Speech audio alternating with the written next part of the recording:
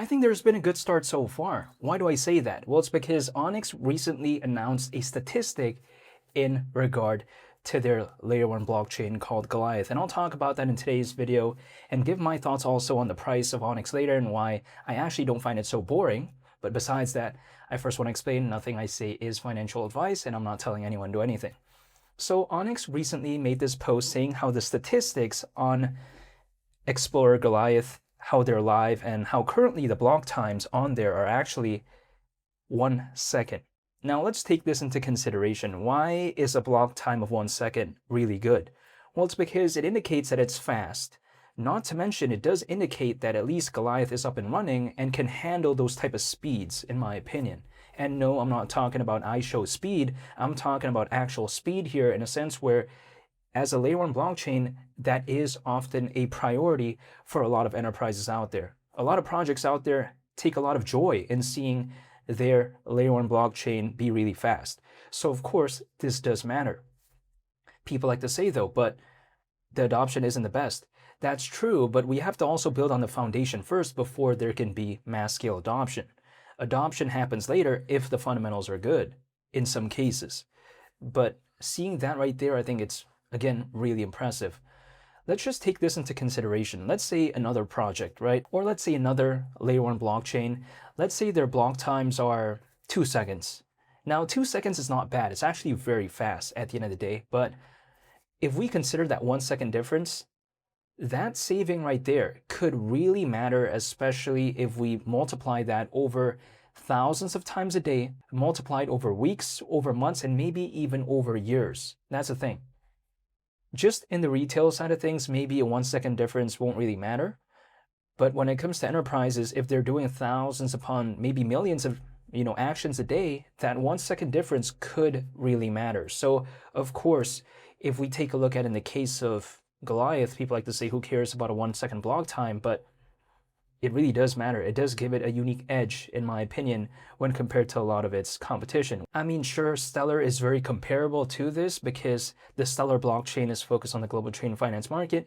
So is Goliath. Stellar is very fast. Goliath arguably is also fast as well, but this is not overtaking Stellar. Don't get it twisted, right? This is not going to be the next thing that's going to overtake Stellar. I disagree with that. It may sound odd because I am a fan of Onyx, but I'm just saying it how it is. Like, I just don't think that Onyx, in terms of its layer 1 blockchain called Goliath, I just don't see it ever overtaking Stellar, at least anytime soon. But it doesn't really matter. Stellar is so massive. Onyx does not need to overtake that. Keep in mind, Onyx last year was able to reach $1 billion in terms of market cap, so it's over 5 times more than where it is as of right now, without the mainnet of Goliath. Keep in mind, it was able to do that. As a matter of fact, actually, it was able to reach that market cap without even the testnet of Goliath, let alone the mainnet. So let's just let that sink in. If Onyx goes back to that point, again, we're over 5 times lower than that, it doesn't need to overtake Stellar, ever. It doesn't need to overtake XLM. There's no need to, in my opinion. Even last year, it was able to showcase that a 1 billion market cap was attainable, right, last year. And that was without the fundamentals that we see of today. So if Onyx maybe exceeded what it did in the past, if the market were to recover, it wouldn't surprise me. But even if it just goes back to that point, it doesn't need to overtake Stellar, in my opinion. It doesn't need to overtake XLM. There's just no need. It's like, for instance, if let's say, someone's trying to make a company, right? Does it need to be bigger than Amazon? No, sir. It doesn't need to, quite necessarily.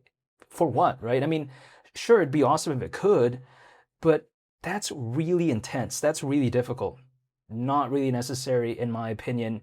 A lot of people out there have companies that are way smaller than Amazon, and they're still considered like a very amazing success. Take a look at Jimmy John's, right? Jimmy John's is nowhere as massive as Amazon, but it's still considered very impressive.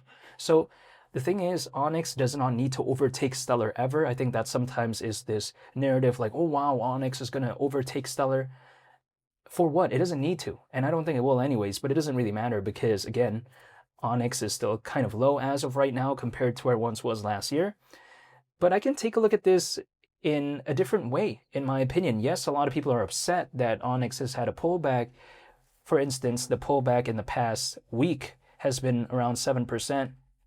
And kind of like, actually, the movement when it comes to Onyx in the past 30 days has literally, allegedly, been 0%. So remember when Onyx first got listed on Upbit, and then there was like that really massive, 50% recovery, then it had a pullback. So again, that Upbit sort of rally has pretty much been removed from the movement.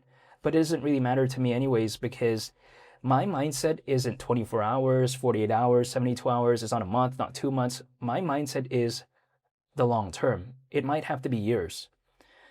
But to me as well, low prices, some people view it as a negative thing. I actually view it as a positive thing, because if I take a look at for accumulation purposes, I don't want it if it's high. I want it when it's hypothetically low. If we take a look at people like Warren Buffett, for instance, are they acquiring when it's low or when it's high? They're usually acquiring when it's low. They're not doing it when it's high, typically. I'm not saying Warren Buffett is correct 100% of the time. I'm not saying that. Like, for instance, not that long ago, remember when he believed in newspapers, when everyone was leaving newspapers? Yeah, that's kind of a mistake, some people would arguably say. So he doesn't always do everything right, but at least when I take a look at the majority of the track record that he has, he's typically dollar cost averaging. If we take a look at Berkshire Hathaway, they're typically doing it when it's low. Take a look at when they acquired Apple stocks, right? It's comparatively speaking way lower than where it is as of right now. So again, low prices for accumulation, I don't mind, but for exiting, of course, then I would mind. But I'm not trying to exit, I'm trying to dollar cost average. That's the thing. So when it comes to Onyx, yes. Has the movement been the best? No, but in terms of the pure statistics, when it comes to Goliath, it's pretty impressive. Again, Goliath is their layer 1 blockchain. I find it pretty surprising that even at a time like right now, they still even care about that. And a lot of other projects out there say that, oh, our blockchain's cool and all this, but they don't really talk about the statistics.